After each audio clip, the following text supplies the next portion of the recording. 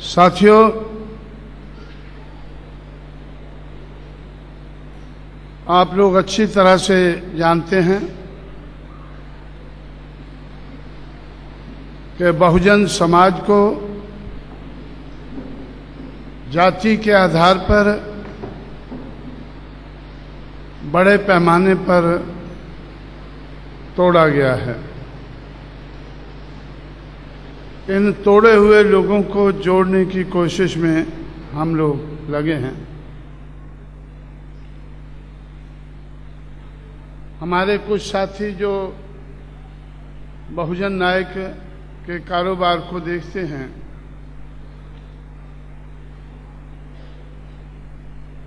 मुझसे इंदौर में मिले तो उन्होंने मुझसे कहा कि बहुत से लोग जो जाति के आधार पर तोड़े हुए हैं, अपनी अपनी जाति के संगठन को चला रहे हैं। ऐसा लगता है कि वो जो आपने कोशिश शुरू की है कि जाति के आधार पर तोड़े हुए लोगों को जोड़कर अल्पजन से बहुजन बनाने का काम जो शुरू किया है, उसमें वो शामिल होना चाहते हैं। इसलिए हम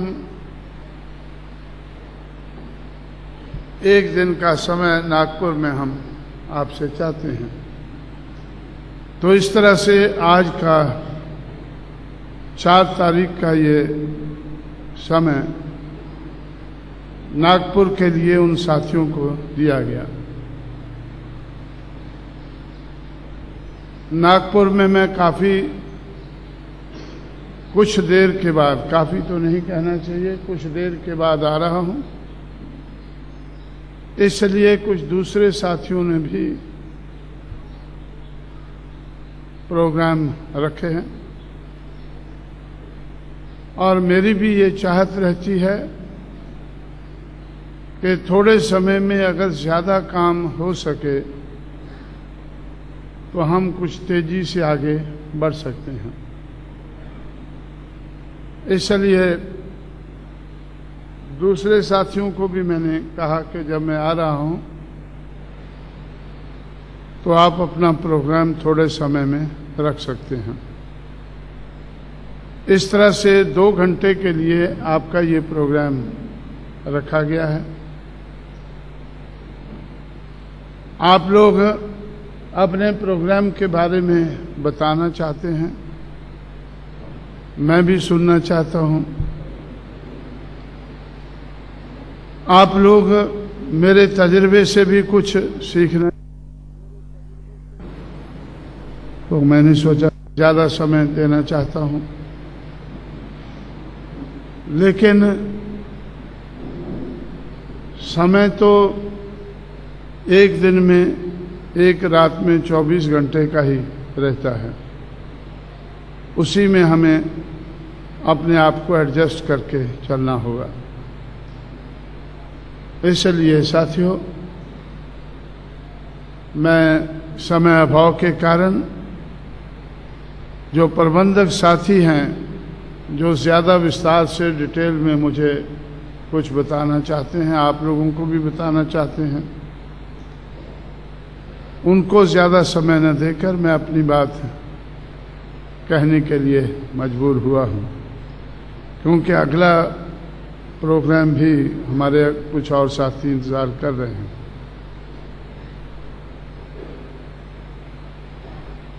आप लोग जिन महापुरुषों के फोटो आप लोगों ने लगाए हैं, उनके संघर्ष के बारे में आप लोग अच्छी तरह से जानते हैं और उनके संघर्ष से जो उपलब्धियां हुई हैं, जो हमारे समाज की बात, मनुवादी समाज व्यवस्था के शिकार लोग जो लंबे अरसे से रहे हैं, उन लोगों की बात कितनी आगे बढ़ी है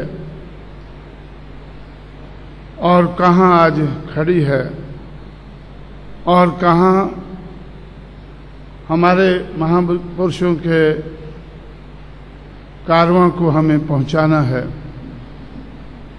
ये भी महाराष्ट्र में बहुत लोग मेरे से ज़्यादा जानते हैं और उनसे ही, उनके कार्य से ही मैं सीखकर आगे बढ़ा हूँ। महाराष्ट्र से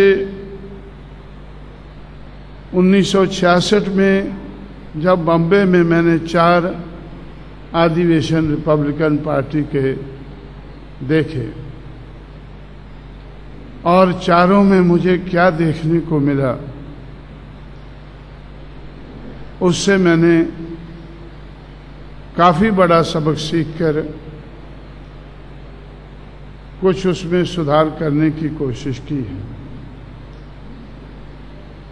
तो सबसे बड़ा सबक मैंने क्या सीखा कि जो लोग बाबा साहब अम्बेडकर के साथ उनकी देखरेख में संघर्ष कर रहे थे, उनकी गैरहाजिरी में जिनको संघर्ष आगे बढ़ाना चाहिए था, वो उस संघर्ष को छोड़ने की तैयारी कर रहे थे। सब लोगों की बात सुनकर एक ही नतीजे पर हम पहुंचते थे कि ये विचारधारा, हमारे महापुरुषों की विचारधारा जिसके कारण हम आगे बढ़े हैं, ये विचारधारा तो ठीक है, सही है, लेकिन कामयाब हो सकते नहीं। विचारधारा तो ठीक है लेकिन कामयाब हो सकते नहीं। तो जिन नेताओं से मेरी थोड़ी बहुत पहचान थी, मैं उनसे पूछता था कि भाई कामयाबी का मकसद आप क्या समझते हैं? तो उनका कहना था कि इस विचारधारा को अपनाकर हम एमएलए नहीं बन सकते, हम एमपी नहीं बन सकते। तो मैं उनसे पूछता था कि भाई क्या ये बनना ज़रूरी है? तो उनका कहना था कि ये ज़रूरी है, इसलिए वो बाबा बाबा करते बापू के पैरों में जा गिरे। नवंबर 1966 में मैंने ये नज़ारा बॉम्बे में देखा और फरवरी 1967 में पार्लियामेंट का चुनाव हुआ। तो उन नेताओं में से पहला नेता एडवोकेट भंडारे थे, जो कांग्रेस के टिकट पर, गांधी जी के टिकट पर 1967 में चुनकर पार्लियामेंट में पहुंचे। उसके बाद लाइन लग गई और काफ़ी लोगों को कांग्रेस वालों ने एडजस्ट किया, लेकिन उन्होंने सोचा कि अगर हम सबको एडजस्ट कर लेंगे, कहीं कोई दूसरी लहर ना पैदा हो जाए, इसलिए रिपब्लिकन पार्टी को जिंदा रखना भी जरूरी है। सबको कांग्रेस में लेना सही नहीं रहेगा, इनको भी जिंदा रखना जरूरी है। और उनके लिए ये बात कहना, बाबा का नाम लेने वाले लोग अगर ये बात कहेंगे कि विचारधारा तो सही है पर कामयाब हो सकते नहीं, अगर बाबा बाबा करने वाले ये बात कहेंगे तो कांग्रेस के हित में, मनुवादी समाज के हित में ज़्यादा है। अगर वो लोग बाबा को छोड़कर बापू के पास आकर मलाई खाते हुए पकड़े जाएंगे, वो बात मलाई खाने वाले अगर कहेंगे कि हो शक्ति नहीं, तो ज्यादा इसका असर नहीं होगा। ऐसा मैंने महाराष्ट्र में सीखा। और उस वक़्त मुझे ऐसा लगा कि भंडारे, दादा साहब गायकवाड़, दादा साहब रूपवते और दूसरे जो नेता थे, उनके बारे में मैंने सोचा, जो बाबा साहब के साथ मिलकर काम करते थे। मुझे लग रहा था कि ये कांग्रेस के नेताओं से कम नहीं है, उनका मुकाबला कर सकते हैं। लायकी के हिसाब से, मिशन के हिसाब से ये इनको उन लोगों का मुकाबला करके अपनी मूवमेंट को आगे बढ़ाने लायक हैं। लेकिन ये काम कामयाब क्यों नहीं हो रहे हैं? बहुत गौर करने के बाद मैं इस नतीजे पर पहुंचा। उन लोगों की हालत को देखकर, मिशन की हालत को देखकर इस नतीजे पर पहुंचा कि जिन लोगों की गैर राजनीतिक जड़ें मजबूत नहीं होती हैं, उन लोगों की राजनीति कामयाब नहीं हो सकती। जिस समाज की गैर राजनीतिक जड़ें मजबूत नहीं होती हैं, उनकी राजनीति कामयाब नहीं हो सकती। इसलिए अगर ऐसे समाज की राजनीति को कामयाब बनाना है, तो इस समाज की गैर राजनीतिक जड़ों को मजबूत करना जरूरी है। दूसरा, मैंने ये उस वक़्त के इतिहास से सबक सीखा कि इस मूवमेंट को इनिशिएट करने वाले, शुरू करने वाले महात्मा ज्योतिबा फुले थे। 19वीं 20वीं सदी में जो मूवमेंट बनी और बढ़ी, इसीलिए बाबा साहब अम्बेडकर कहते थे कि father of India social revolution. इसलिए उनके बारे में मैंने सोचा कि एक तो सामाजिक दृष्टि से वो शूद्र और अति शूद्र समाज में इतने ज्यादा गिरे हुए नहीं थे जितने ज्यादा दूसरे लोग गिरे हुए थे या गिराए हुए थे। सामाजिक दृष्टि से माली समाज के लोग जिसमें वो पैदा हुए, वो महार, मांग और चमार के मुकाबले में इतने ज्यादा नहीं गिराए गए थे।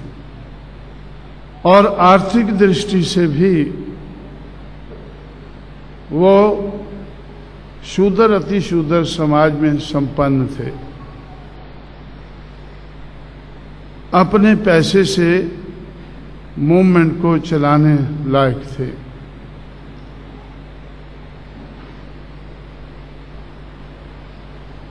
(1848) से लेकर 1891 तक जो उन्होंने मूवमेंट चलाई, उसको स्टडी किया।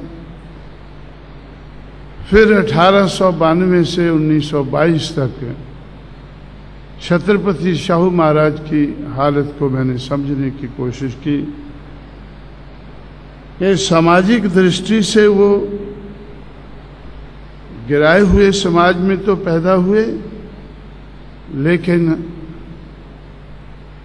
दूसरों के मुकाबले में कम गिराए हुए समाज में वो पैदा हुए। सामाजिक गैर बराबरी का वो कम शिकार थे दूसरों के मुकाबले में, और आर्थिक दृष्टि से वो एक महाराजा होने के कारण, छोटे से राज्य का महाराजा होने के कारण, तो आर्थिक दृष्टि से भी वो गैर बराबरी का, आर्थिक गैर बराबरी का बड़ा शिकार नहीं थे। इसलिए सामाजिक और आर्थिक गैर बराबरी के कम शिकार होने के कारण 1848 से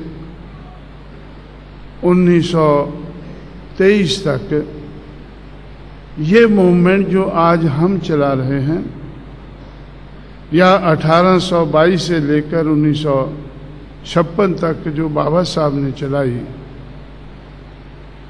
उससे पहले 75 साल तक इस मूवमेंट को उन लोगों ने चलाया जो सामाजिक और आर्थिक दृष्टि से कम गिराए हुए थे। इसका मतलब ये मूवमेंट चलाने की स्ट्रेंथ उनमें थी।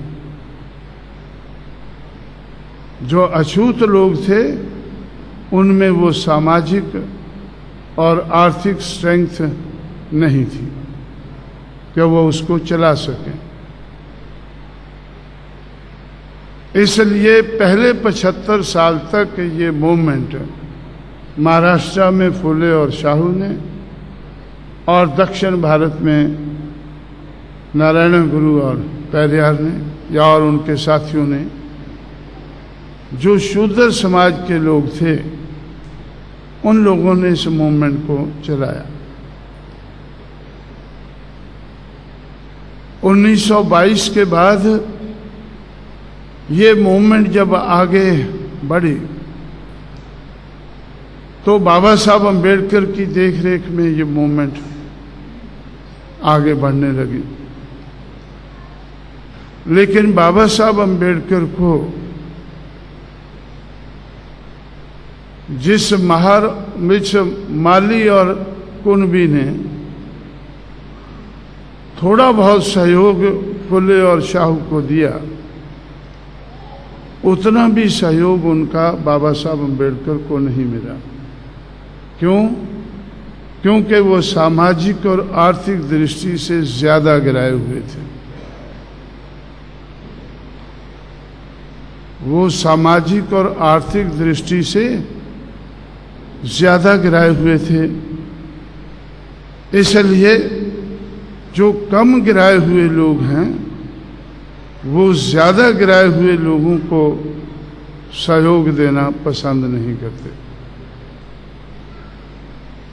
बाबा साहब अम्बेडकर ने जब रिजर्वेशन के बारे में अंग्रेजों को रजामंद किया तो इसी आधार पर उन्होंने रजामंद किया कि शेड्यूल्ड कास्ट, शेड्यूल्ड ट्राइब के लोग ऐसे इतने ज्यादा गिराए हुए लोग हैं कि शूद्र समाज के लोग भी उनको वोट देना और वोट देकर उनको असेंबली पार्लियामेंट में भेजना पसंद नहीं करेंगे। इसलिए इनके लिए सीटें भी रिजर्व होनी चाहिए। और फिर सेपरेट इलेक्टोरेट के लिए अंग्रेज क्यों रजामंद हुए कि इनके अपने वोट से ही, इनके अपने समाज के वोट से ही इनको असेंबली और पार्लियामेंट में जाने का मौका मिलना चाहिए। लेकिन ये सब कुछ तो नहीं हुआ। 1932 में सेपरेट इलेक्टोरेट हमने पूना में गंवाई। जुलाई 1942 में नागपुर में बाबा साहब ने शेड्यूल्ड कास्ट फेडरेशन की मीटिंग में ऐलान किया कि मैंने दूसरा रास्ता ढूंढा है जब हम सेपरेट इलेक्टोरेट नहीं पा सके हैं तो सेपरेट सेटलमेंट का रास्ता मैंने ढूंढा है और अंग्रेज़ों को रजामंद किया है कि सेकेंड वर्ल्ड वार ख़त्म होने के बाद हमारे लोगों के सेपरेट सेटलमेंट बनाए जाने चाहिए। अंग्रेज़ों ने मुझसे कहा है कि 20 साल के अंदर हम ये काम पूरा कर देंगे और मैंने मान लिया है कि जो लोग हज़ारों साल से गिराए गए हैं तो 20 साल उनके लिए कोई बहुत बड़ा समय नहीं है। ऐसा नागपुर में बाबा साहब ने ऐलान किया जुलाई 1942 में। लेकिन वर्ल्ड वार ख़त्म हुई, अंग्रेज़ों ने भारत छोड़ने का फैसला किया। पहली स्कीम सेपरेट इलेक्टोरेट की फेल हुई, दूसरी सेपरेट सेटलमेंट की फेल हो गई। जिन लोगों के हाथ में अंग्रेज सत्ता देकर गए उन लोगों से के सामने ये बातें मैं तो जानता नहीं हूँ, आप में से लोग जानते होंगे कि उन लोगों के सामने ये सेपरेट इलेक्टोरेट और सेपरेट सेटलमेंट की बात बाबा साहब ने रखी या नहीं रखी। स्टेट्स एंड मिनॉरिटीज से पता चलता है कि उन्होंने धीमी आवाज में उन्होंने सेपरेट इलेक्टोरेट की बात तो रखी। जिन लोगों ने 1932 में नहीं मानी तो 1946 में भी नहीं मानी। अब सेपरेट सेटलमेंट की बात के बारे में मुझे ज़्यादा ज्ञान नहीं है, लेकिन हमेशा मैं कोशिश में रहता हूं कि मुझे कुछ पता चल सके। और आजकल मैं बहुत तेज़ी से कोशिश कर रहा हूं कि मुझे कुछ पता चल सके कि बाबा साहब क्या सोचते थे सेपरेट सेटलमेंट के बारे में। आजकल मैं क्यों सोचता हूं ज़्यादा कि बाबा साहब जिंदा नहीं रहे, लेकिन जो लोग देहातों में दुखी थे, जिनकी ज़रूरत थी सेपरेट सेटलमेंट की, उन्होंने वो ज़रूरत अपने आप पूरी की। कैसे? देहात छोड़कर वो शहरों में आ बसे। किस हालत में? गंदे नालों के किनारे, रेल की पटड़ी के किनारे, सड़कों के किनारे, ऐसी ऊंची नीची जगह जहां लोग रहना पसंद नहीं करते, वहां वो देहात छोड़कर सेटल हो गए। इसलिए आज गवर्नमेंट के आंकड़ों से पता चलता है कि ऐसे 15 करोड़ लोग हैं। अंग्रेज जाने के बाद आज तक ऐसे 15 करोड़ लोग हैं जो देहात छोड़ने पर मजबूर हुए और शहरों के झोंपड़ों में सेटल होने पर मजबूर हुए। तो सेपरेट सेटलमेंट तो हुए, लेकिन किस हालत में हुए वो भी सोचने वाली बात है। वो भी एक समस्या खड़ी हुई है, उसका भी समाधान करने वाली बात है। इसलिए साथियों, तो हमारे बुजुर्गों के संघर्ष से सबक सीखकर मैंने एक सोच बनाई और उस सोच के आधार पर एक फार्मूला बनाया। उस फार्मूला का नाम है, it is a multiple of three forces, multiple of 3 factors. वो फार्मूला क्या है? N into D into S is equal to change. हमारे बुजुर्गों के संघर्ष के कारण बदलाव आया है। हमारे बुजुर्गों के संघर्ष के कारण बदलाव आया है, लेकिन बाबा साहब अम्बेडकर के जाने के बाद वो बदलाव रुका है, संघर्ष रुका है, और संघर्ष न होने के कारण वो बदलाव रुका है। अगर वो बदलाव हमें मंजिल तक उसको पहुंचाना है तो हमारे लिए बहुत ज़रूरी है कि हम सामाजिक और आर्थिक गैर बराबरी का अंत करें।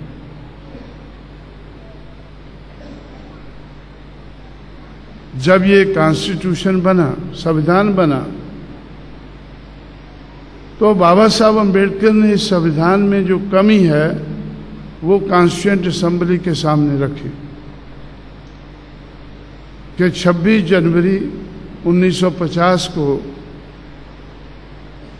हम विरोधाभास की जिंदगी में कदम रखने जा रहे हैं।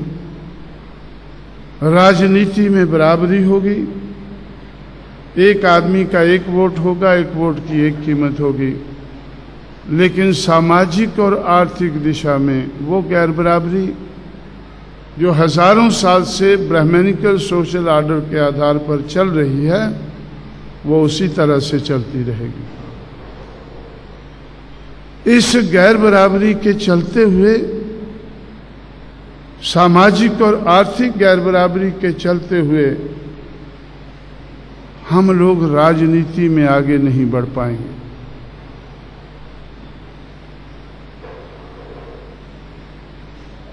यही मैं महाराष्ट्र से देखकर सीखकर उत्तर भारत में गया कि ये लोग राजनीति में आगे क्यों नहीं बढ़ पा रहे हैं, क्योंकि जिस समाज को ये बेस बनाकर चल रहे हैं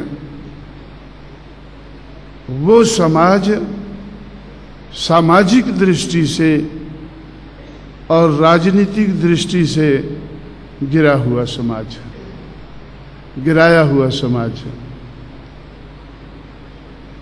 सामाजिक दिशा में, आर्थिक दिशा में गिरा हुआ रहने के कारण जो लीड कर रहे हैं इस मूवमेंट को, उनका काम मुश्किल है, और उस मुश्किल को सामाजिक और आर्थिक दृष्टि से गिरा हुआ समाज समझ नहीं रहा है। मैंने उस बात को समझने की कोशिश की, मैंने उस बात को समझने की कोशिश की और समझकर हल ढूंढने की कोशिश की। इसलिए उस वक़्त मैंने महाराष्ट्र में रहते हुए ही बामसेफ नाम का संगठन बनाया था। क्यों? जो मैंने फार्मूला बनाया N into D into S is equal to change, उसमें बाबा साहब के ज़माने में N और D तो थे, लेकिन S बड़ी मुश्किल से वो पैदा करते थे, और अंग्रेज उनकी बात को सुनकर समझकर हमारे समाज को न्याय देने की कोशिश करते थे। लेकिन मुझे ऐसा लगा कि बाबा साहब अम्बेडकर की कोशिश के कारण आज समाज के पास ऐसा है, आज समाज के पास स्ट्रेंथ है। जो स्ट्रेंथ फुले के पास थी, जो स्ट्रेंथ शाहू के पास थी, उस स्ट्रेंथ का सहारा लेकर जो उन्होंने मूवमेंट को आगे बढ़ाया, जो स्ट्रेंथ बाबा साहब के पास नहीं थी, जैसा तैसा करके थोड़ी बहुत स्ट्रेंथ पैदा करके उन्होंने मूवमेंट को आगे बढ़ाया। लेकिन बाबा साहब अम्बेडकर के संघर्ष के कारण, फुले शाहू अम्बेडकर के संघर्ष के कारण इस समाज में स्ट्रेंथ पैदा हुई है। इस समाज में स्ट्रेंथ पैदा हुई है, लेकिन बिखरी हुई है। अगर इस बिखरी हुई स्ट्रेंथ को इकट्ठा किया जाए तो N into D into S is equal to change, तो हम चेंज की तरफ बड़ी तेजी से आगे बढ़ सकते हैं।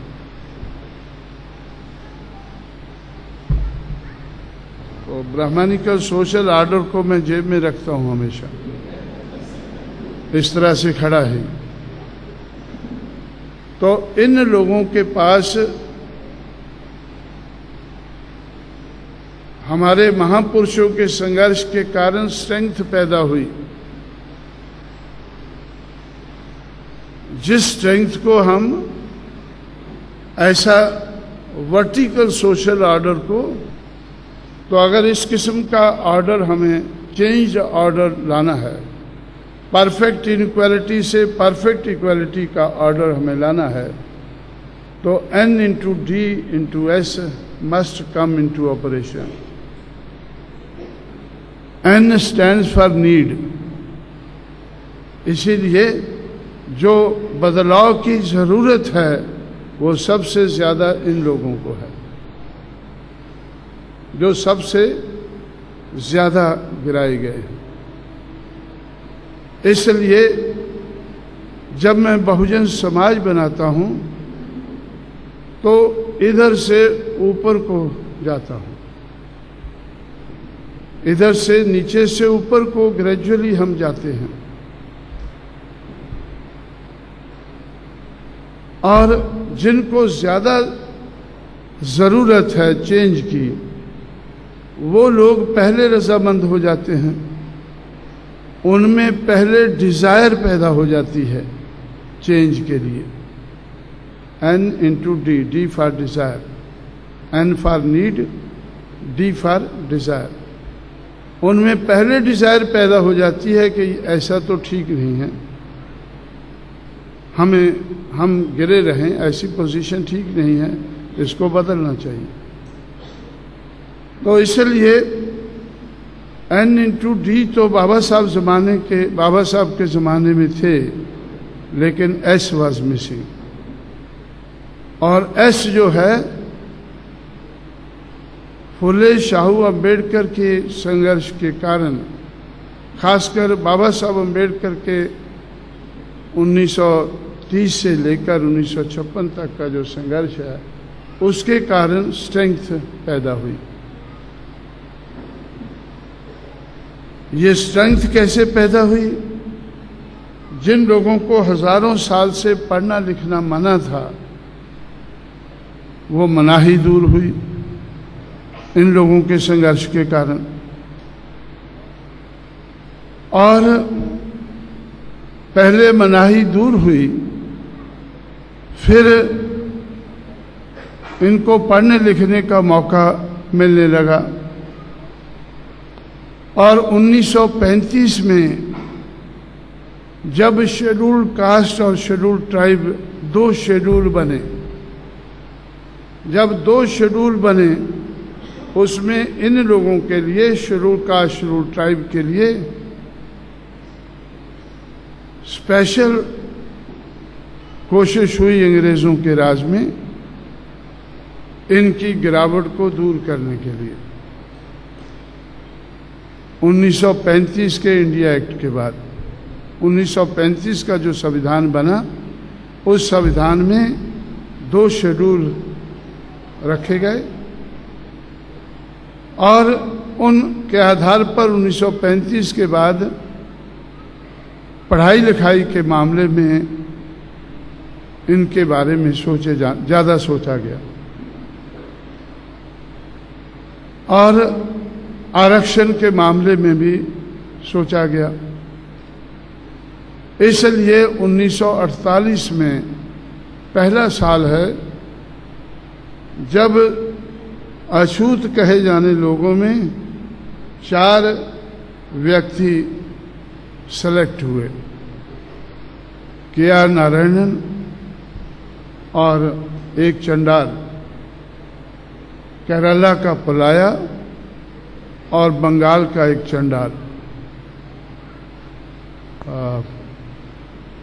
क्या नाम है भाई? मैं बार बार बोलता हूँ, भूल जाता हूँ। है आपको याद? चंडाल मौजूमदार, बंगाल का चंडाल जिसका नाम मौजूमदार है, आज भी जिंदा है, मेरे से कभी कभी मिलता रहता है, और KR. Narayanan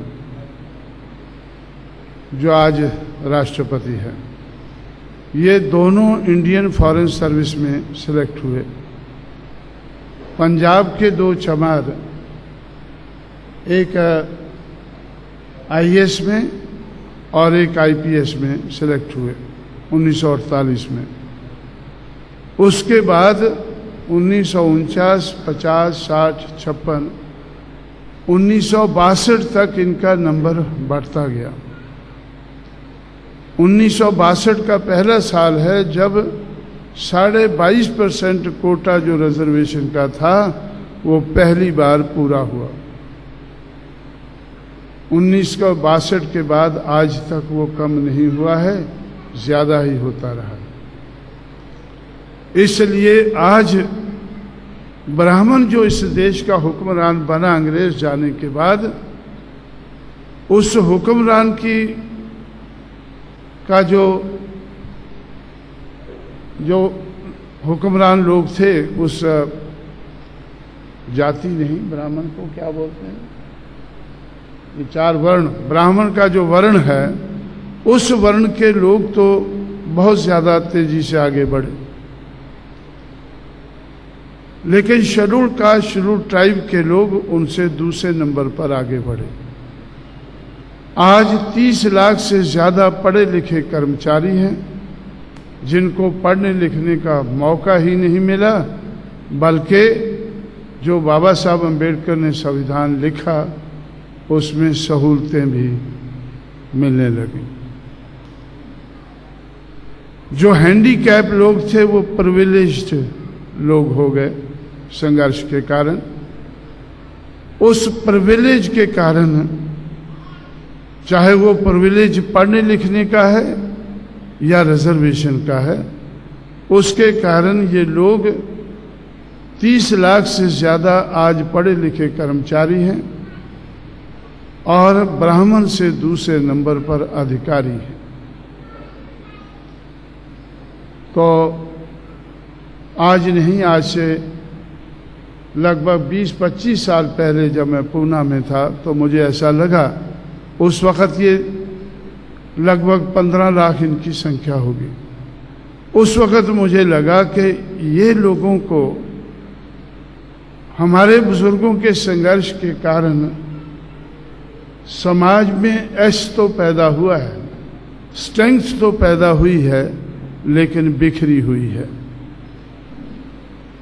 15 lakh educated employees ये पढ़े लिखे हैं, इसका मतलब इनका दिमाग है, इनके पास कुछ दिमाग है, इतना दिमाग है कि कुछ समझने लायक बने हैं, और उनमें से कुछ टीचर भी बने हैं, समझाने लायक भी बने हैं। इनके पास दिमाग है। और मैं जब कभी दिल्ली जाता था तो दिल्ली में मुझे 2 डायरेक्टर मिलते थे जो प्लानिंग कमीशन में शेड्यूल कास्ट के थे, डायरेक्टर थे प्लानिंग कमीशन में। तो उनसे मैं मिलकर सोचता था, और सोचते सोचते मैं उनसे कहने लगा कि भाई आप लोगों के पास हुनर है, आप लोगों के पास बहुत डेटा है, बहुत हुनर है, और उस हुनर का इस्तेमाल करके आप देश के लिए प्लानिंग बनाते हैं। लेकिन आप जिस समाज से पैदा हुए हैं और ऊपर उठे हैं,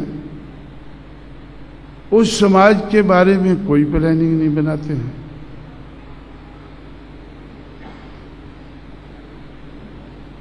क्योंकि गवर्नमेंट आपको पैसा देती है, इसलिए आप एक नौकर की हैसियत से देश भर के लिए प्लानिंग बनाने लायक हैं। इसका मतलब आप मर्सनरी हैं, पैसा लेकर प्लानिंग बनाने लायक हैं। लेकिन अगर मिशनरी भावना पैदा हो जाए आप लोगों में, तो मिशनरी बनकर आप लोग अपने समाज के लिए भी बढ़िया प्लानिंग बना सकते हैं। वैसे भी मैंने सोचा कि अगर पढ़ लिख कर कोई कलेक्टर बनता है तो इसका मतलब उसमें हुनर है एक जिले को संभालने के लिए।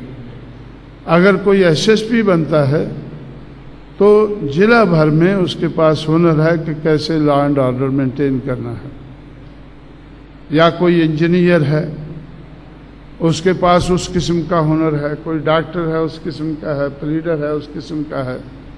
इसलिए हमारे समाज में दिमाग, हुनर और इन सब लोगों को रेगुलर तनख्वाह मिलती है। इसका मतलब पैसा भी है इनके पास।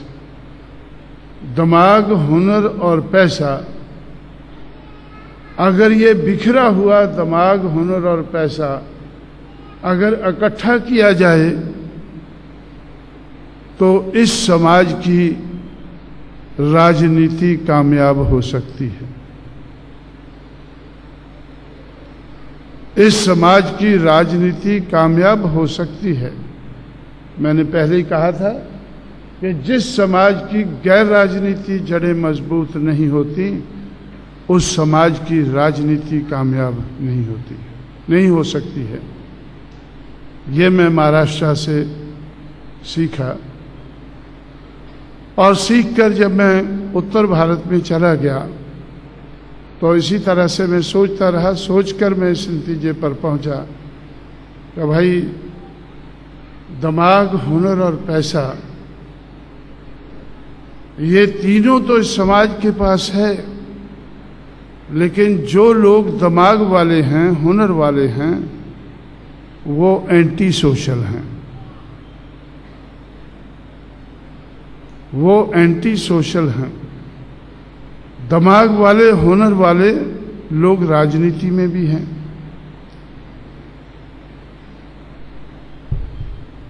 और दिमाग वाले, हुनर वाले राजनीति में लोग जो हैं, वो अपना दिमाग और हुनर का फायदा लेने के लिए वो दूसरे समाज के चमचे बनना पसंद करते हैं। क्योंकि उनको भरोसा है कि उनका इतना दिमाग, इतना उनके पास हुनर नहीं है कि वो दूसरों के मुकाबले में खड़े हो सकें, कामयाब हो सकें। इसलिए वो चमचे बनना ज़्यादा पसंद करते हैं। अब जब दिमाग और हुनर वाले राजनीतिक लोग चमचे बन जाते हैं दूसरों के,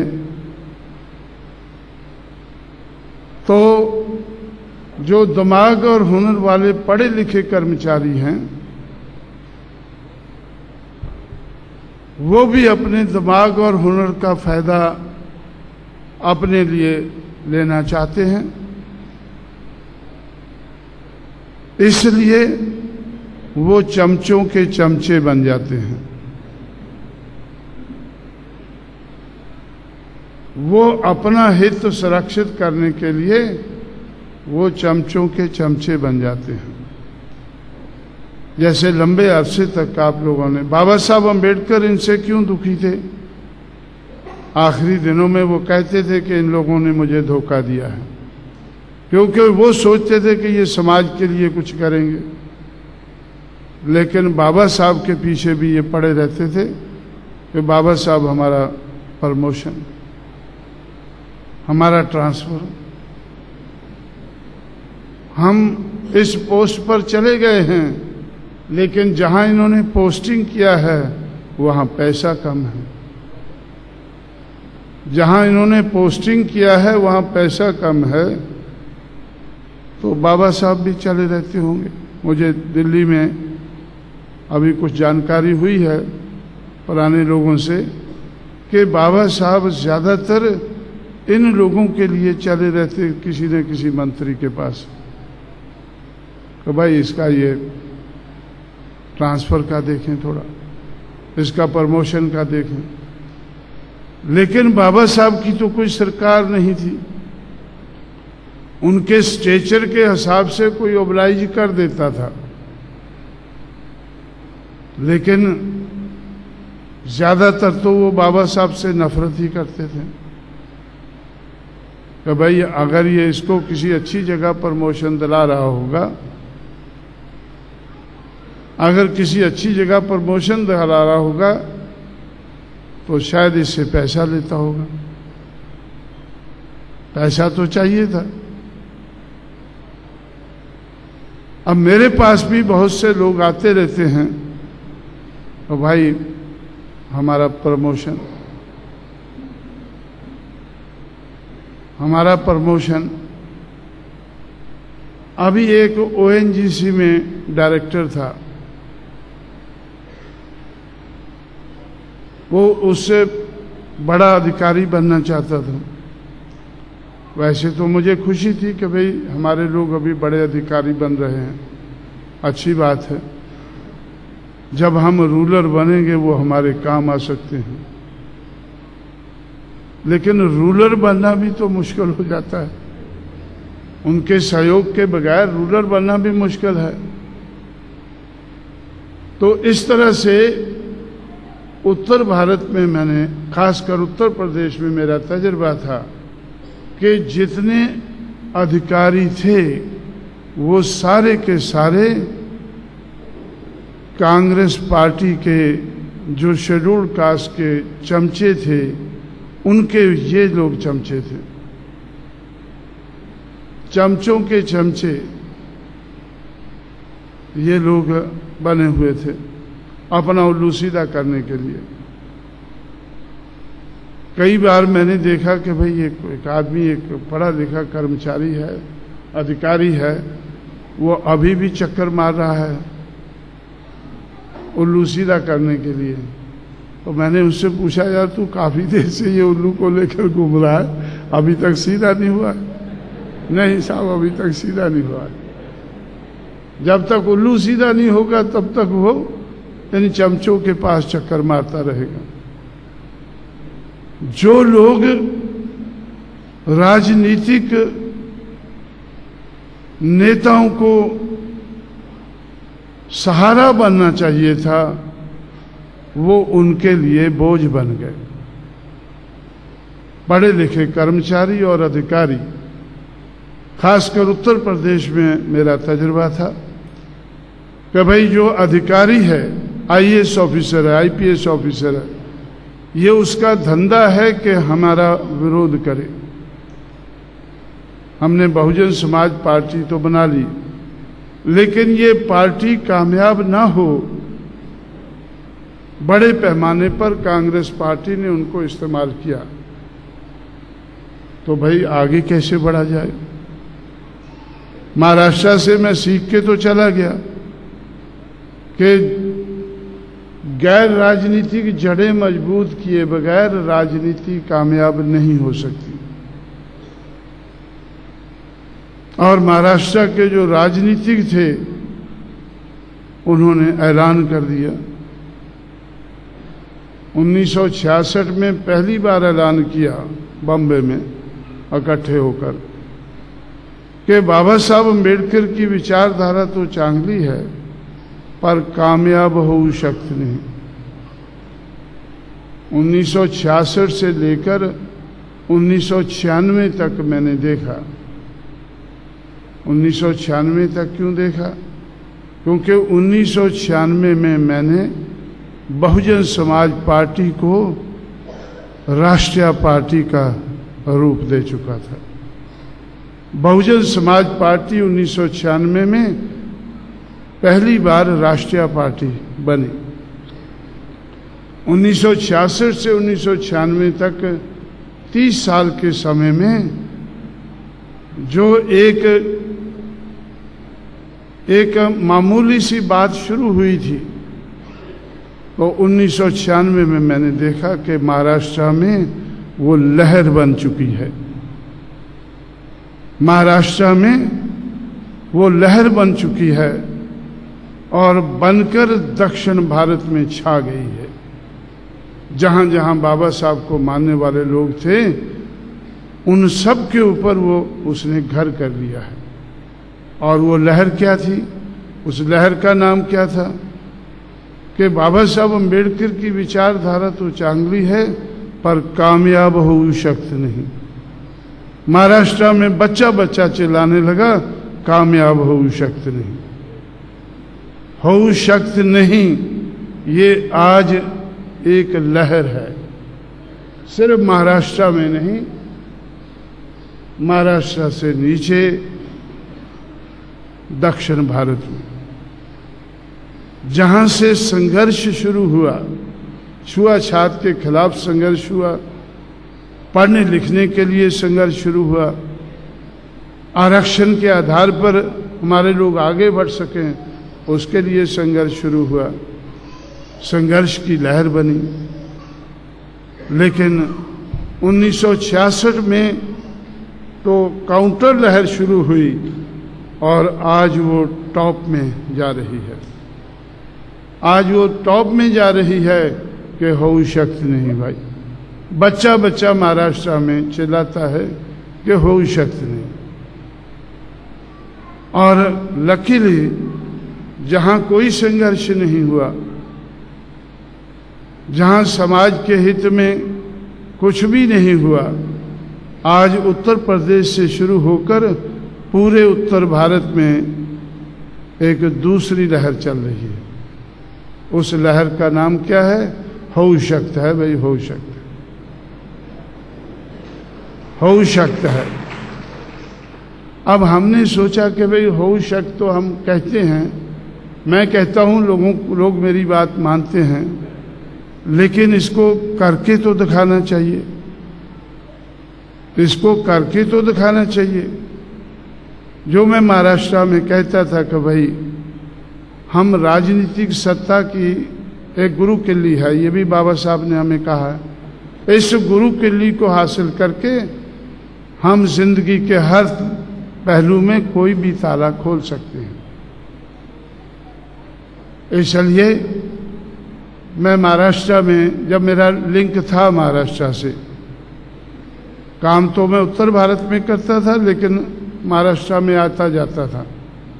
और यहाँ बाबा साहब अम्बेडकर के नाम पर यूनिवर्सिटी बननी चाहिए मराठवाड़ा में, जहाँ उन्होंने एजुकेशन के लिए बहुत काम किया। बाबा साहब के फॉलोअर्स ने कड़ा संघर्ष किया, इसलिए कि यूनिवर्सिटी बननी चाहिए। और जब मैं देखता था कि क्या कुछ हो रहा है, तो मुझे ऐसा लगता था कि भाई अगर आप लोग राजनीतिक सत्ता नहीं ले सकते हैं, तो राजनीतिक क्लाउट भी अगर बना ले, अगर राजनीतिक एक शक्ति आपकी नजर आए, तभी ये काम बन सकेगा। लेकिन महाराष्ट्र में तो लोग ज़्यादा होशियार थे, होशियारी दिखाते गए, लोगों को मरवाते गए। एक बार मैं नागपुर में इधर था, मेरा बामसेफ या बीएसपी का, कोई बीएसपी का था शायद, हैं? नहीं, एक हमारा एक बीएसपी का शायद वो था, बीएसपी का था या बामसेफ का था, सेकंड, हैं? हाँ, एक सेशन था हमारा, तो मैं नागपुर में था। जब वो इधर गोली चली तो 4-6 लोग मारे गए और काफ़ी लोग फट्टड़ हो गए। 6 दिसंबर को था शायद, हैं, बामसेफ का था शायद। तो उस वक़्त भी मैं सोच रहा था कि भाई ये लोग तो मारे जा रहे हैं, लोगों की भावना है, वो भावना के बस वो तड़प रहे हैं, लेकिन कुछ बन तो नहीं रहा है।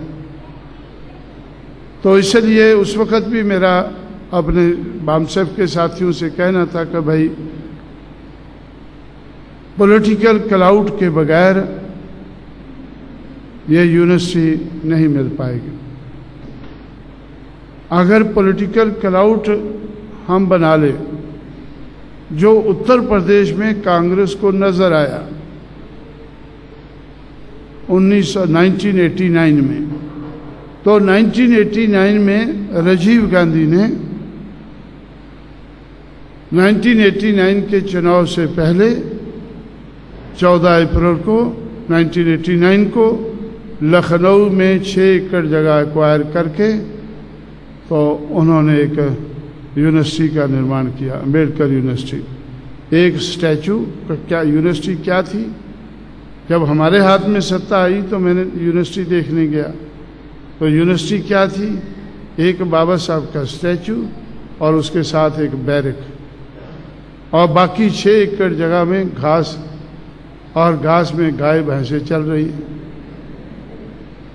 जब हमारी सरकार बनी, थोड़े समय के लिए मैं देखने गया तो मैंने सोचा ये कौन सी यूनिवर्सिटी, ये तो गाय भैंस की यूनिवर्सिटी है। गाय भैंस के लिए हॉस्पिटल होता है, ये तो सुना है हमने कि ये आदमियों के लिए हॉस्पिटल, ये वेटरनिटी हॉस्पिटल है। अब गाय भैंस के लिए यूनिवर्सिटी तो पहली बार देखी है मैंने। तो इसलिए तो मैंने मायावती से कहा कि भाई अब तो मुख्यमंत्री बन गई है, अब मैंने यूनिवर्सिटी भी देखी है 6 एकड़ में, और उसके सामने ये 270 एकड़ में राजीव गांधी के नाम पर एक इंस्टीट्यूशन बना है। तो इसलिए उसके सामने अब बहुत ज़मीन खाली पड़ी है, तो इसलिए वो ज़मीन एक्वायर करके तो उसको 4 चुफेरे दीवार बना देनी चाहिए। यूनिवर्सिटी तो बाद में बनाए देखेंगे, लेकिन कम से कम वो जगह जो है गाय भैंस से तो दूर रखनी चाहिए। जब स्टूडेंट आएंगे वो उसका थोड़ा और समय लग जाएगा, लेकिन कम से कम इसको तो हम लोगों ने 272 एकड़ जगह एक्वायर करके उसके चारों तरफ 4 दीवारी बनाई। और उसके बाद जब दोबारा सरकार आई तो तब तक हमने उसको या उसी समय पे उसको चालू करा दिया था, क्योंकि ये के.आर. नारायणन उस वक्त वाइस प्रेसिडेंट थे, तो इसके हाथ से उसका उद्घाटन हमने कराया था जब ये वाइस प्रेसिडेंट थे। तो इसलिए तो दूसरी बार मैं महाराष्ट्र में 94 में आया, तो और जब मैं महाराष्ट्र में आता हूँ, कोल्हापुर ज़रूर जाया करता था, तो मैंने छत्रपति शाहू महाराज के स्टैचू पर माला अर्पण करने के लिए गया, तो उधर जो कुनबी लोग हैं तो वो उधर चिल्ला रहे थे कि भाई शाहू के नाम पर भी यूनिवर्सिटी होनी चाहिए। पूना यूनिवर्सिटी के बनाने में उन्होंने बहुत कुछ किया है, तो इसलिए पूना यूनिवर्सिटी का नाम दे देना चाहिए। तो उसके बाद मैंने सोचा कि भाई होना तो चाहिए, पर इधर तो अभी लहर चल रही है कि हो शक्ति नहीं, तो ये हो शक्ति की लहर में तो ये होना मुश्किल है। लेकिन इतने में बाल ठाकरे उधर गए, उन्होंने कहा कि पेपरों में आ गया कि कांशीराम को इन लोगों ने, तो मैंने सोचा कि बड़ी खुशी की बात है अगर बाल ये आज तो ठाकरे इस हालत में नहीं है, लेकिन ऐसा लगता है कि जल्दी पावर में आ जाएगा, तो पावर में आते ये करेगा। लेकिन इतने में तो मुझे ऐसा लगा कि भाई ये महाराष्ट्र में तो जहाँ हो शक्ति की लहर चल रही, हो शक्ति नहीं लहर चल रही है, तो वहाँ तो पता नहीं कितनी देर लगेगी। तो इसलिए मैंने जहाँ छत्रपति शाहू महाराज कानपुर की एक कुर्मी महासभा को एड्रेस करने के लिए गए थे एक दिन के लिए 1919 में, तो वो जगह मैं कभी कभी विज़िट किया करता था। तो मैं दोबारा गया तो देखा कि उधर हज़ारों एकड़ जगह अभी भी खाली पड़ी है। तो हम लोगों ने तो 200 एकड़ जगह एक्वायर करके तो छत्रपति शाहू महाराज के नाम पर भी यूनिवर्सिटी बना दी। ये मैं क्यों बोल रहा हूँ कि जो यूनिवर्सिटी के लिए संघर्ष करने वाले हैं वो रॉन्ग संघर्ष कर रहे हैं और कामयाब नहीं हो सकते हैं। जब कामयाब नहीं हो सकते हैं तो चिल्लाते हैं हो शक्ति नहीं, हो शक्ति नहीं। एक लहर बना दिया, लहर खड़ी कर दी उन्होंने, हो शक्ति नहीं की। तो उनको मैं बताना चाहता हूं कि हो शक्ति है। हम लोगों ने जो राजीव गांधी ने महाराष्ट्र के लोगों को धोखा देने के लिए जो यूनिवर्सिटी बनाई, तो उसकी जगह वो सेंटर की यूनिवर्सिटी थी कि ना स्टेट वाले देखें ना सेंटर वाले देखें, ऐसे ही 6 एकड़ की जगह में घास फूस उगता रहे। उधर हमने 272 एकड़ जगह एक्वायर करके यूनिवर्सिटी बनाई, लेकिन उसका स्ट्रक्चर तो हम नहीं बदल सके कि वो तो केंद्र की यूनिवर्सिटी है। इसलिए हमने आगरा में स्टेट की यूनिवर्सिटी बनाई अंबेडकर के नाम पर, और कानपुर में छत्रपति शाहू महाराज के नाम पर, और बरेली में फुले के नाम पर यूनिवर्सिटी बनाई। 200 एकड़ से लेकर 300 एकड़ जगह एक्वायर करके हमने ये यूनिवर्सिटियां जिनमें महाराष्ट्र वालों की चाहत थी वो बनाई। चाहत महाराष्ट्र वालों की पूरी हमने यूपी में की। फिर मैंने सोचा कि भाई महाराष्ट्र में तो अभी बुद्धम शरणम भी हो रहा है, इसलिए गौतम बुद्ध नगर हमने एक जिला बनाया था दिल्ली से लगा हुआ, तो उसमें भी हमने गौतम बुद्ध यूनिवर्सिटी बनाई कि कहीं बुद्धम शरण वाले नाराज ना हो जाएं कि भाई बुद्धा के नाम पर नहीं बनाई, कहीं वो एजिटे आंदोलन अपना हो शक्ति नहीं आंदोलन ना शुरू कर दें। तो इसलिए तो हम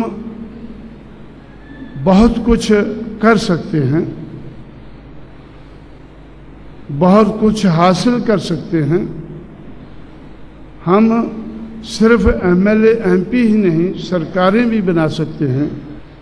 तो मैंने सोचा कि बड़ी खुशी की बात है अगर ये आज तो ठाकरे इस हालत में नहीं है, लेकिन ऐसा लगता है कि जल्दी पावर में आ जाएगा, तो पावर में आते ये करेगा।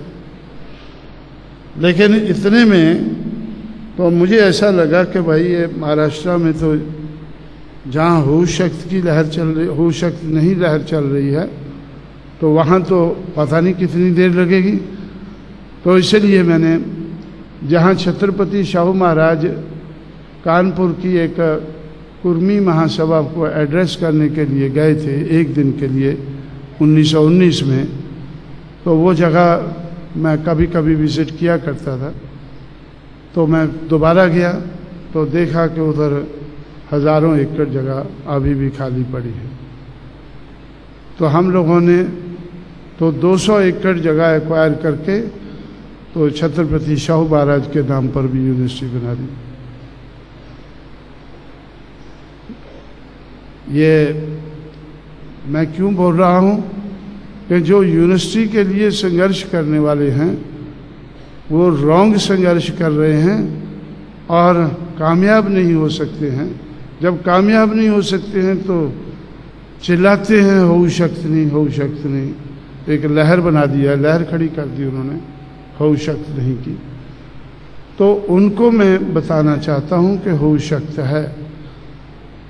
हम लोगों ने जो राजीव गांधी ने महाराष्ट्र के लोगों को धोखा देने के लिए जो यूनिवर्सिटी बनाई, तो उसकी जगह वो सेंटर की यूनिवर्सिटी थी कि ना स्टेट वाले देखें ना सेंटर वाले देखें, ऐसे ही 6 एकड़ की जगह में घास फूस उगता रहे। उधर हमने 272 एकड़ जगह एक्वायर करके यूनिवर्सिटी बनाई, लेकिन उसका स्ट्रक्चर तो हम नहीं बदल सके क्योंकि वो तो केंद्र की यूनिवर्सिटी है। इसलिए हमने आगरा में स्टेट की यूनिवर्सिटी बनाई अंबेडकर के नाम पर, और कानपुर में छत्रपति शाहू महाराज के नाम पर, और बरेली में फुले के नाम पर यूनिवर्सिटी बनाई। 200 एकड़ से लेकर 300 एकड़ जगह एक्वायर करके हमने ये यूनिवर्सिटियां जिनमें महाराष्ट्र वालों की चाहत थी वो बनाई।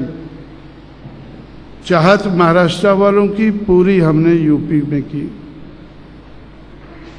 फिर मैंने सोचा कि भाई महाराष्ट्र में तो अभी बुद्धम शरणम भी हो रहा है, इसलिए गौतम बुद्ध नगर हमने एक जिला बनाया था दिल्ली से लगा हुआ, तो उसमें भी हमने गौतम बुद्ध यूनिवर्सिटी बनाई कि कहीं बुद्धम शरण वाले नाराज ना हो जाएं कि भाई बुद्धा के नाम पर नहीं बनाई, कहीं वो एजिटे आंदोलन अपना हऊ शख्स नहीं आंदोलन ना शुरू कर दें।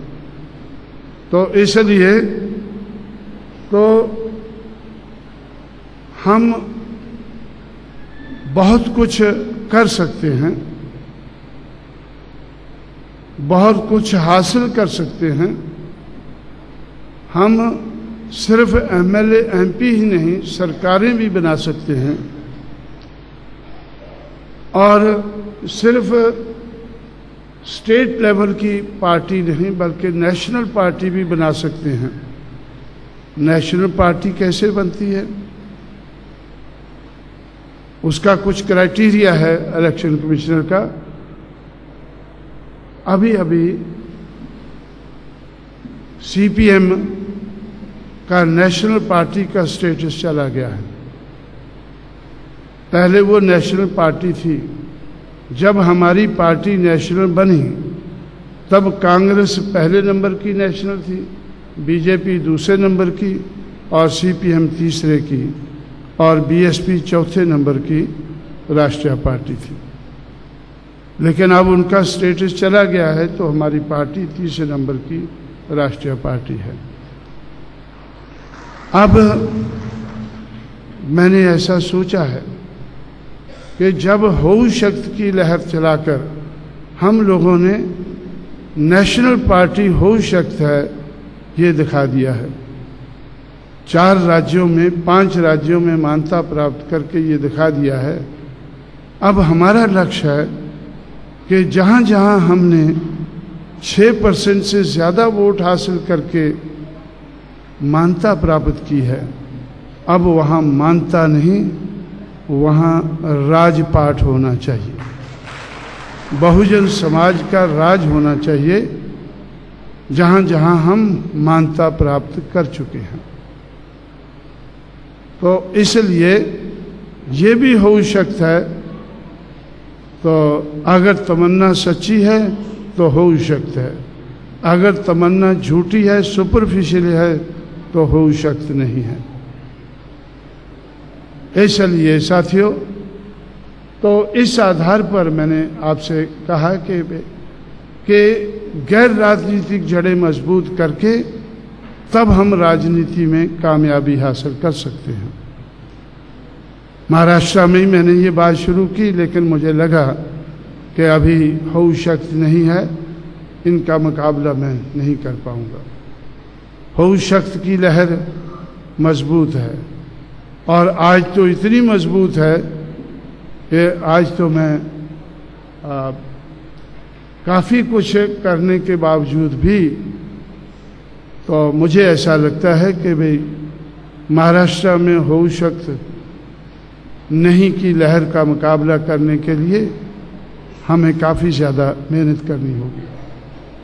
मुझे लगता है कि जो मुझे सुनने वाले हैं ये सोचते होंगे कि भाई जो हऊ शक्ति नहीं की लहर बन गई है महाराष्ट्र में, तो इसको छोड़ना चाहिए। ज़्यादा तो नहीं सोचते होंगे, ज़्यादा तो नहीं सोचते होंगे। क्यों नहीं सोचते होंगे? क्योंकि वो भी होश शक्त नहीं से प्रभावित हैं। आज भी जो मेरे सामने बैठे हैं, सुन रहे हैं, वो ज़्यादा क्यों नहीं सोचते हैं?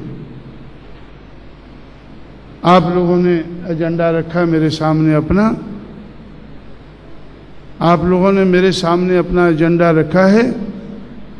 उस एजेंडे से मुझे लगता है कि आप बहुत हद तक प्रभावित हैं होश शक्त नहीं लहर से, जो बहुत बड़े पैमाने पर महाराष्ट्र में चल रही है। उसके प्रभाव के कारण आप ऐसा एजेंडा बनाते हैं। जो मैंने एजेंडा बनाया होश शक्त का एजेंडा, तो मैंने जब लोगों को तैयार किया, जब मुझे लगा कि भाई ये चमचों के चमचे मुझे कामयाब नहीं होने देंगे, बड़े बड़े अधिकारी होश शक्त लहर कामयाब नहीं होने देंगे, तो मैंने साधारण लोगों को पकड़ा, समाज को पकड़ा, समाज को रजामंद किया कि भाई आप अगर इस लहर को बनाना है तो हमारे पास पैसा होना चाहिए, दिमाग होना चाहिए, हुनर होना चाहिए और पैसा होना चाहिए। तो इसलिए अगर आपकी चाहत है कि होश शक्त की लहर बनानी है, तो आप मेरे पास बेचने के लिए कुछ नहीं है, लेकिन आप मुझे मीटिंग में बनाते हैं, तो मीटिंग में बनाते हैं तो तालियां बजा के चले जाते हैं। सिर्फ तालियां बजाने से तो होश शक्त की लहर नहीं बन सकती। इसलिए आप मुझे किसी मीटिंग में बुलाते हैं तो मेरी मीटिंगें खरीदना शुरू करो। तो पहले मेरे वजन के हिसाब से उत्तर प्रदेश में 12-12 हज़ार में हर रोज़ मेरी एक मीटिंग कोई ना कोई जगह के लोग खरीदते थे। ऐसे 100 मीटिंगें मैंने 12-12 हज़ार में बेची, तो 12 लाख रुपया इकट्ठा हो गया। और फिर मैंने कहा कि यार आखिरी वक्त पर एक एक दिन में 3-3 मीटिंग मेरी बिकती थी। तो मैं बोला भाई 3 मीटिंग बिकती हैं तो आप मुझे 36,000 रुपया देते। अब 36,000 तो मेरी, इसलिए मेरी मीटिंग आप 52 साल मेरी उम्र हो गई है, वेट के हिसाब से नहीं, अभी मेरी उम्र के हिसाब से खरीदो। तो पहली मीटिंग मेरी जलगांव डिस्ट्रिक्ट में 52,000 में बिकी। मैंने बोला कि 52,000 रुपया, 52,000 लोग सामने होने चाहिए और 3,000 लोग बाइसिकल पर आए। तो इस तरह से एक सोच बनाकर उसको बढ़ाना शुरू किया। और मैंने उनसे कहा कि भाई एक तो इलेक्शन नज़दीक आ रहा है और तुम लोग धीमी गति से चल रहे हो, तो अगर 12-12 हज़ार में मेरी मीटिंग करोगे तो कई साल लग जाएंगे, इलेक्शन तो निकल जाएगा। तो 89 का इलेक्शन आया। 89 के इलेक्शन में हमारी और कांग्रेस की टक्कर थी और कांग्रेस को हम, जो हमेशा जीता करती थी, हर इलेक्शन जीता करती थी, तो मैंने इलाहाबाद में खुद खड़ा होकर कांग्रेस को हराया। खुद तो नहीं जीता, लेकिन कांग्रेस पार्टी को हराया। उस वक्त तक कांग्रेस पार्टी का प्रोपेगेंडा था कि शेड्यूल कास्ट के लोगों को कांग्रेस पार्टी नहीं छोड़नी चाहिए, क्योंकि कांग्रेस ने शेड्यूल कास्ट के लिए बहुत कुछ किया है। हम कहते थे कि कांग्रेस ने नहीं, ये फुले शाहू अम्बेडकर ने किया है, तो इसलिए इनकी लहर को हम बढ़ाना चाहते हैं, अपना के चलना चाहते हैं। तो जब कांग्रेस पार्टी को 92,000 वोट इलाहाबाद में पड़े और मुझे 86,000 पड़े, वीपी सिंह को 2,01,000 पड़े, तो उस वक़्त कांग्रेस हार गई। तो उसके बाद कांग्रेस ने प्रोपेगेंडा बदला कि ये लोग अब कांग्रेस को हराने लायक तो बन गए हैं, लेकिन जीतेंगे कभी नहीं। ये अंबेडकर को मानने वाले हैं। अंबेडकर खुद कभी पार्लियामेंट में नहीं पहुंच सका, खुद कभी लोकसभा में नहीं पहुंच सका। तो इसलिए, और इनके लोग, अंबेडकर के लोग छोड़कर तो आज कांग्रेस के चरणों में हैं। आज तो बापू के पास पहुंच गए हैं, बाबा वाले। तो इसलिए ये लोग कामयाब नहीं होंगे। लेकिन उस वक़्त तक मैंने 42 लाख रुपया मेरे पास इकट्ठा हो गया था। 89 का चुनाव मैंने 42 लाख रुपए से दिमाग और हुनर लगाकर हमने 2 MP जिताए और 15 MLA और 6% से ज़्यादा वोट लेकर पार्टी को मान्यता प्राप्त की। तो इस तरह से उसके बाद आज तक कांग्रेस ने हमारे खिलाफ कुछ नहीं कह सकी है। पहले वो कहती थी कि ये कांग्रेस आखिर जीती तो कांग्रेस ही है। उसके बाद जब कांग्रेस को हराने लायक हम बन गए तो फिर उन्होंने कहा कि ये, वो भी 89 तक, कि इनका खाता नहीं खुलेगा। हमने 2 MP जिताकर पार्लियामेंट में खाता खोला और 15 MLA जिताकर असेंबली में खाता खोला। तो उसके बाद हम आगे बढ़ते गए। तो इस तरह से गैर राजनीतिक जड़ों को मजबूत करके हमने राजनीति में हम आगे बढ़े। और जब राजनीति में आगे बढ़े तो आज मैं 4-5 सूबों में सरकारें क्यों बनाना चाहता हूँ? क्योंकि अगर हमें महाराष्ट्र की लहर का मुकाबला करना है तो हमें कई सूबों में सरकारें बनाना ज़रूरी है। क्योंकि महाराष्ट्र में पैसा बहुत खर्च होने लगा है। हर पार्टी बाबा बाबा करने वालों को खरीदती है। अब मैं सोच रहा हूं कि हमें भी इनको खरीदना होगा, हमें भी इनको खरीदना होगा, तो हमें भी पैसा बनाना होगा। अब पैसा बनाने के लिए हमें लगा कि उत्तर प्रदेश में सरकार बनी। जब उत्तर प्रदेश में सरकार बनी, मैंने बताया कि 5 यूनिवर्सिटी बनाई। हर यूनिवर्सिटी के लिए 200 एकड़ से ज़्यादा जगह एक्वायर की, तो पैसा लगा। 11,524 गांव अम्बेडकरी गांव बनाए। 9,500 करोड़ रुपया स्टेट गवर्नमेंट का और 9,500 करोड़ रुपया सेंट्रल गवर्नमेंट का। 19,000 करोड़ रुपया लगाकर हमने 11,524 गांव अम्बेडकरी गांव बनाए।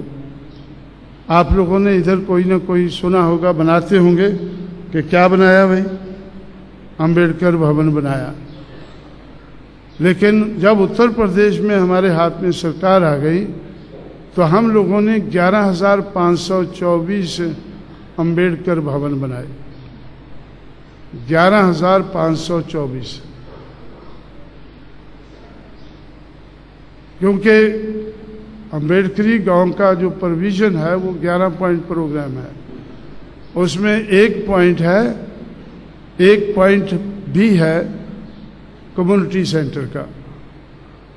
तो कम्युनिटी सेंटर का नाम हमने अम्बेडकर भवन रखा। तो इसलिए एक एकड़ में एक अम्बेडकर भवन बनाया। पैसा तो लगा, लेकिन पैसा आया कहाँ से? सरकार का पैसा लगा। हम लोगों ने अम्बेडकर मेला, परियार मेला, शाहू मेला, कुल्ले मेला, ये मेले जो सरकार लगाती है। पहले उत्तर प्रदेश की सरकार अपने हिसाब से मेले लगाती थी, जो भी सरकार आती थी। सबसे 50 करोड़ रुपया उत्तर प्रदेश की सरकार कुंभ के मेले पे लगाती थी। कुंभ का मेला कभी हरिद्वार में, कभी इलाहाबाद में। हमने कुंभ को ख़त्म किया, हमने ये मेले शुरू कर दिए। अम्बेडकर मेला, फुले मेला, शाहू मेला, परियार मेला। तो और परियार मेला से हमारी सरकार भी गिर गई, क्योंकि परियार उनको सबसे बुरा लगा। तो इसलिए हमने सोचा कि तो अगर तुम्हें सबसे बुरा लगता है, हमें सबसे अच्छा लगता है, तो इसलिए तो उसमें कोई बात नहीं, हम अपने बलबूते पे सरकार बनाएंगे। तो उधारी सरकार तो ज़्यादा कुछ कर नहीं सकते, फिर भी काफ़ी कुछ किया हमने। और जो 26,000 करोड़ रुपया हमारे पास बजट था, उसमें से 17,000 करोड़ रुपया हमने तो ये सब काम करने में खर्च किया। इसलिए साथियों, तो हमने अपना एजेंडा जो बनाया, तो उसमें पहले लोगों से मैंने तैयार किया, थोड़ा थोड़ा चंदा इकट्ठा करके 12,000 में एक मीटिंग खरीदी, 52,000 में, 1 लाख में, ऐसा करके जल्दी जल्दी हमने 42 लाख रुपया इकट्ठा करके 89 में 2 MP और 15 MLA बनाए। तो मैं क्यों कहता हूं कि आप लोगों का एजेंडा देखकर मुझे लगता है कि आप उस लहर को, हो शख्स नहीं लहर को काउंटर कर नहीं सकते हैं। काउंटर करने के लिए तो आपको शरद पवार का मुकाबला करना होगा। शरद पवार के बाद बहुत पैसा है, तो ये अम्बेडकरी लोगों पे खर्च करता है। फिर माई के पास भी पैसा है, माई के पास भी पैसा है, वो भी लगाती है आप लोगों के ऊपर। और अब गुरु वालों के पास भी है, गुरु गोलवालकर के चेलों के पास भी पैसा बहुत है। तो इसलिए तो पैसे वालों का मुकाबला आपको ऐसा लगता है कि पैसे वाला ही कर सकता है। अगर आपके ऊपर पैसा लगाना है तो हमें सरकारें बनाना बहुत ज़रूरी है, क्योंकि हम अपने पैसे से आपको खरीदना बड़ा मुश्किल है। तो सरकार के पैसे से ही ये हो शक्ति नहीं लहर का मुकाबला करना होगा।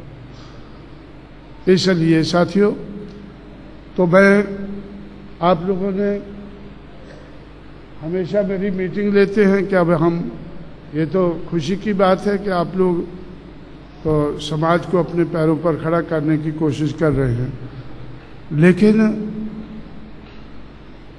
कुछ काम अगर जल्दी करने हैं तो उसके लिए वैसे रास्ते ढूंढने होते हैं। हम लोगों ने वो रास्ते ढूंढे और कुछ करके दिखाया है, लेकिन इतनी जबरदस्त हो शक्ति नहीं लहर चल रही है महाराष्ट्र में, उसका मुकाबला आप 100 रुपया इकट्ठा, हालांकि 100 रुपया भी ज़्यादा है अपने लोगों के लिए, लेकिन 100 रुपया इकट्ठा करके कैसे हो सकता है? या तो 100 रुपया लाखों लोग इकट्ठा करें तो करोड़ों पर पहुंचे, या तो लाखों लोग करें, लेकिन आप मुझे लिस्ट बताते हैं कि ये इतने हो गए, 500, 400 हो गए, 500 हो गए। अब करोड़ों लोगों को तैयार करना होगा आप लोगों को, इस लहर को, हो शक्ति नहीं लहर को काउंटर करने के लिए।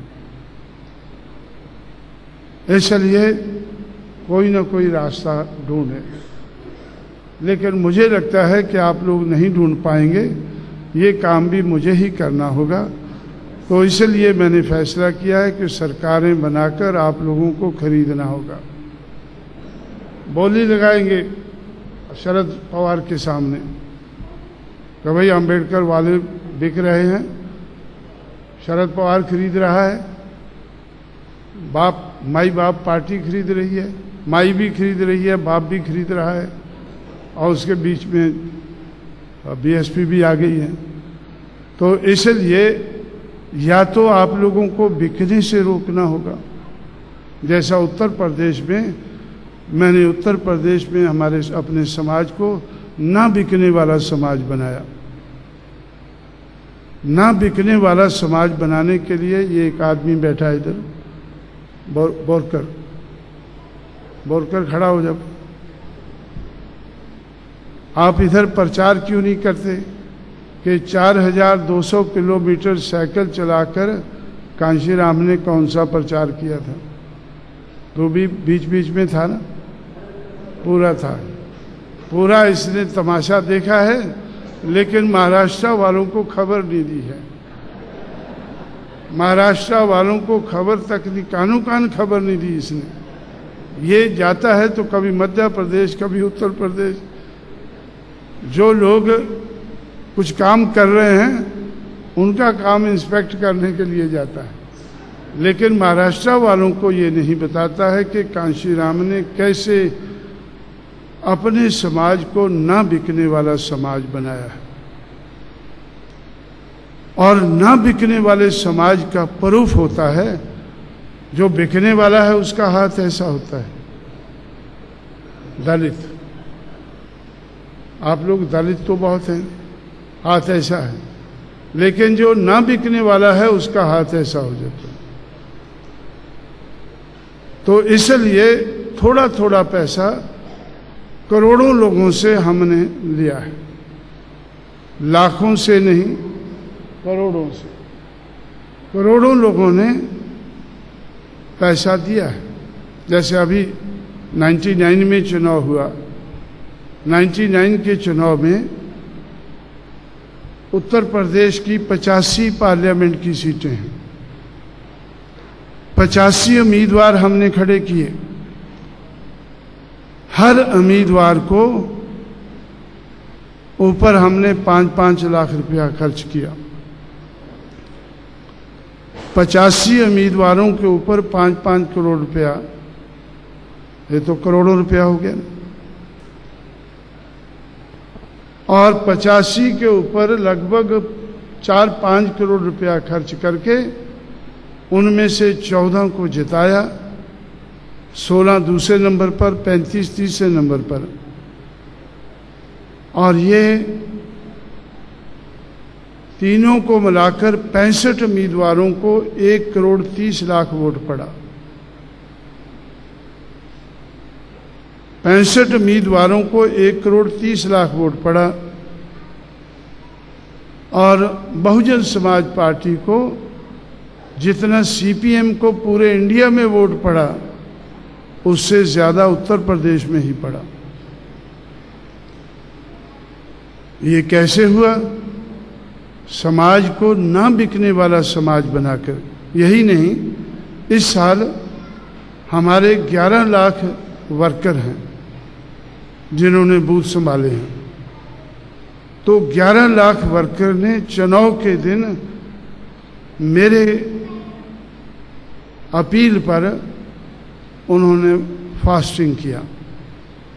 जिस दिन आप लोग मुर्गा मसल्लम खाते हैं, जिस दिन आप लोगों के भाई झोंपड़ों में दारू पीते हैं, कच्ची दारू पीते हैं, उस दिन उत्तर प्रदेश में आपके भाइयों ने 11 लाख वर्कर ने फास्टिंग किया कि 6 बजे सुबह उन्होंने खाना खाना है, 6:30 बजे ड्यूटी पे चढ़ जाना है और 5 बजे तक, जब तक चुनाव ख़त्म नहीं होता तब तक ड्यूटी पे रहना है, बूथ संभालने हैं और फिर पेटियों को ले जाना है। वो सारा कुछ करने के बाद अपने घर में आकर अपना खाना खाना है। कैंडिडेट का 1 पैसा खर्च नहीं होना चाहिए। कैंडिडेट का चुनाव के दिन 1 पैसा खर्च नहीं होना चाहिए। और कैंडिडेट को लड़ाने के लिए 5-5 लाख रुपया तो जो लड़ाने वाली कमेटी है वो लगाएगी। तो इसलिए समाज को ना बिकने वाला समाज बनाना कितना ज़रूरी है। और कैसे मैंने ये लहर शुरू की, उसमें हमारा एक गवाह इधर बैठा है जो महाराष्ट्र वालों से छुपाता है इस बात को। महाराष्ट्र वालों से छुपाता है, बिल्कुल। उनको मालूम है कि चारों तरफ बिक रहे हैं। अब ये लोग बिकने वाले तो मेरी चटनी बना देंगे अगर मैं अकेला उनको कहूँगा कभी ना बिको भाई। तो इसलिए तो ना बिकने वाला समाज बनाकर और समाज को करोड़ों लोगों को तैयार करके थोड़ा थोड़ा साधन, हमें निर्धन समाज की मूवमेंट को अगर चलाना है, कामयाब बनाना है, धनवानों की पार्टियों से मुकाबला करना है, तो हमें अपने रास्ते ढूंढने होंगे। हमने सबसे पहले रास्ता ढूंढा कि हमें अपने समाज को ना बिकने वाला समाज बनाना है और अपने नेताओं को ना बिकने वाले नेता बनाना है। ये सबक मैंने यूपी से सीखा था, यहाँ नहीं। क्योंकि यूपी में जब मैं गया तो बहुत लोग मेरे दफ्तर में आते थे। मैं पूछता था कि भाई आप मेरे पास क्यों आते हो? वो बोलते कि भाई हम पहले बीपी मौर्य के चेले थे, लेकिन अब हम उनके साथ चलते थे, उनके पीछे पीछे चलते थे। रास्ते में एक चौराहा आया, उस चौराहे से उसने लाइन बदल दी, तो फिर हम उस चौराहे पे खड़ गए, हम उसके पीछे नहीं गए। तो हम चौराहे पे खड़े हुए लोग हैं। चौराहा समझते हैं ना, इधर से 2 सड़कें मिलती हैं, तो उस चौराहे पे खड़े हुए हम लोग हैं। हम आपकी तरफ देख रहे हैं कि भाई ये हमारे तो बहुत उनसे पता चला कि भाई हमारे नेता ये ऐसे बिका, वो ऐसे बिका। मुझे उससे लगा कि भाई नेता बिकता है। और किसी जगह मैंने पढ़ा उसी समय कि people get the leadership what they deserve. लोगों को ऐसे नेता मिल जाते हैं जैसे लोग होते हैं। लोगों को ऐसे नेता मिल जाते हैं जैसे लोग होते हैं। चोरों का नेता कौन होता है? चोरों का नेता कौन होता है? जिसके बारे में चर्चा होती है कि बहुत बड़ा उस्ताद है, दोनों जेबें काट गया और पता भी नहीं चला। उसको वो नेता मानते हैं, ये बड़ा उस्ताद आदमी। मैं तो यार उधर पकड़ा गया, उधर पकड़ा गया, लेकिन ये जो है। और इसलिए तो जो जिस किस्म के लोग होते हैं वैसे उनके नेता होते हैं। इसलिए people get the leadership what they deserve. इसलिए अगर हमें ना बिकने वाले नेता चाहिए, हमें ना बिकने वाला समाज पैदा करना होगा। लेकिन महाराष्ट्र में ये हो शक्त नहीं। क्यों भाई? ठीक है ना, हो शक्त नहीं। जब ये हो शक्त नहीं है तो इस लहर को काउंटर करना है तो ये आसान काम नहीं। तो इसलिए ये बेचारे करते हैं कि देखो अभी हमने केडर बना लिया, ये किया, वो किया, मेरी रिपोर्ट सुनो। अब मैं तो सुनाने वाला आदमी हूँ आज, तो अभी क्या सुनूंगा मैं? ये तो सारी चीज़ें मैं हजम कर चुका हूँ। कि भाई महाराष्ट्र में ये 100 रुपया इकट्ठा करके ये कोई 100 रुपया ठीक है। अगर आप मानो 10 लाख लोगों से कर लिया इकट्ठा 100 फिर तो काम आ जाएगा। लेकिन अभी तो लाख पर नहीं पहुँचे हैं, पता नहीं कब पहुँचेंगे। और इससे तो लहर जो चल रही है, इस लहर को आप काउंटर नहीं कर पाएंगे। इसलिए इस लहर को तो मुझे ही काउंटर करना होगा, करोड़ों रुपया खर्च करके। माई और बाप, आपकी माई और आपका बाप जो आज खरीदार हैं, या आपका गुरु, इधर नागपुर वाला गुरु गोलवालकर के भी गुरु है ना आगे, उसकी भी एक लहर है, उनके पास भी बहुत पैसा है। तो उनकी टक्कर का पैसा हमें महाराष्ट्र में खर्चना होगा और तब शायद इस लहर को हम काउंटर कर पाएँ। इसलिए साथियों, तो आप लोगों ने मुझे प्रवोक करके, मैं अंडर प्रोवोकेशन बात कर रहा हूँ। प्रोवोकेशन क्या है कि ये कछुए की चाल, ऐसा ऐसा। और कछुए की चाल ही नहीं, जब थोड़ा खतरा नजर आया तो अपनी गर्दन भी अंदर कर ली। कछुआ जो है, अगर उसको सामने को खतरा नजर आता है तो गर्दन भी अंदर कर लेता, हाथ पैर अंदर करके सेफ हो जाता है। एक सेफ स्पीड से आप लोग चल रहे हैं, ठीक है, आप चल रहे हैं, कछुए की चाल ही चल रहे हैं, तो उसकी सराहना करते हुए, लेकिन जिस चाल को तेज करके, और ख़ासकर अभी मेरा लक्ष्य है कि जिन सूबों में मैंने 5 सूबों में मान्यता प्राप्त करके पार्टी को नेशनल पार्टी बनाया है, अब उन सूबों में मुझे 6% से वोट को ज़्यादा बढ़ाकर तो वहाँ सरकारें बनाने की कोशिश करनी है, और सरकारें बनाकर ही हम इस देश के हुक्मरान बन सकेंगे। देश के हुक्मरान, देश कोई आसमान से नहीं गिरता है, प्रदेशों से देश बनता है। तो जिस तरह से बाकी पार्टियों की सरकारें किसी न किसी प्रदेश में बनकर मूवमेंट उनकी आगे बढ़ी है, तो इस तरह से अब मेरा लक्ष्य है कि उत्तर प्रदेश और उससे लगे हुए 4 प्रदेशों में सरकारें बनाकर, और मुझे ऐसा लगता है कि सरकारें बनू शक्ति है, सरकारें बनू शक्ति है, सिर्फ मुझे रास्ते ढूंढने हैं। और मेरी मैं पूरा मानता है मेरी कि अगर तमन्ना सच्ची है तो रास्ते मिल जाते हैं, अगर तमन्ना झूठी है तो बहाने मिल जाते हैं। जिसकी तमन्ना झूठी है उससे बढ़िया बहाना किसी को नहीं मिलता है, जिसकी तमन्ना सच्ची है उससे बढ़िया रास्ता किसी को नहीं मिलता है। तमन्ना को सही करके, सच्ची करके अब हमें 5 सूबों में सरकारें बनाने का लक्ष्य हमारा है, उसकी तरफ मुझे बढ़ना है। लेकिन बीच बीच में मैं महाराष्ट्र में भी आता रहूँगा। जैसे मैं कल आया हूँ, आज इधर आपके बीच में हूँ, और 5 तारीख को मैं फिर, आप लोगों ने कस्तूरचंद पार्क बुक किया है।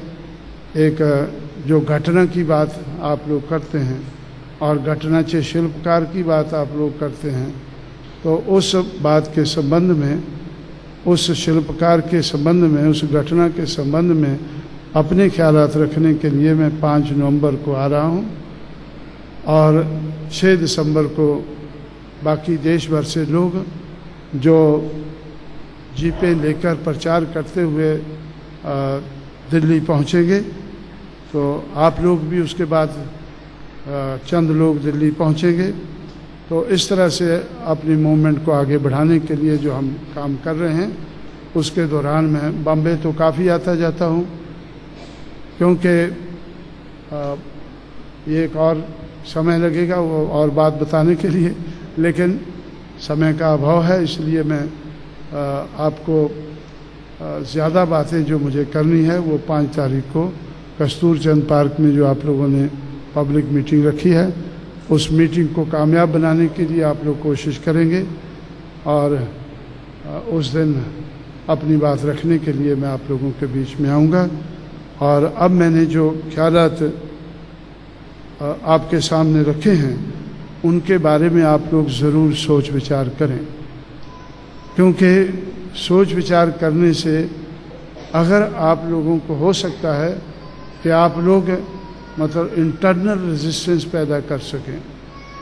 महाराष्ट्र में हो शक्ति नहीं, लहर को काउंटर करने की कोई कोशिश नहीं हो रही है। अगर कोई कोशिश कर रहा है, वो इतनी कमज़ोर कोशिश कर रहा है कि लहर का मुकाबला, लहर के सामने वो बहता जा रहा है, लहर चलती जा रही है, हो शक्ति नहीं, हो शक्ति नहीं, उसके सामने हो शक्ति वाला कोई टिकता ही नहीं। तो इसलिए आप लोग अपनी कोई सोच विचार करके अपनी विचारधारा को बदलने की कोशिश करें। ऐसी मैं आपसे अपील करते हुए आपसे विदा लेता हूँ। अगले प्रोग्राम के लिए मैं काफ़ी लेट हो गया हूँ, लेकिन जैसा तैसा करके उसको भी अटेंड करेंगे। इसलिए साथियों, मैं इस अपील के साथ मैं आप लोगों से विदा लेता हूँ। जय भीम, जय भारत।